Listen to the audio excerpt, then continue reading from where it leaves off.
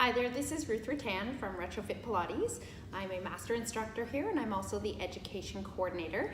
And today we're continuing a discussion about hip extension. So hip extension is simply opening the front of the hip by using the muscles at the back of the leg and torso, so your glutes and your bum. And today we're going to talk about how to do that in a 4-point kneeling position. So we're going to go on to hands and knees. Ideally, my shoulders are right over my wrists and my hips are right over my knees.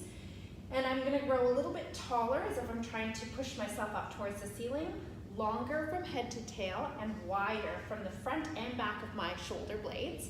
And I'm going to try and move my thigh bone back in space without moving my back. So sometimes it's nice to move from cat and cow. So some nice stretches to move the torso, and then contrast that with moving the legs. So taking that nice 4-point kneeling position and trying to lift my thigh bone straight up, thinking of putting my heel on the ceiling and trying to move without moving the rest of my torso. Ideally, I'm feeling a nice bit of support from my core muscles or my torso muscles with an exhale, and then it travels into my glute, my bum muscle, and then to the back of my thigh. You can add a little extra here by thinking of pulling your inner thigh towards center so that you get a little bit of inner thigh, glute, and hamstring here.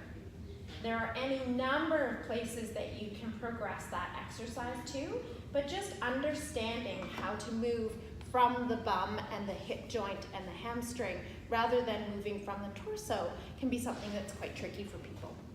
Thanks for joining us.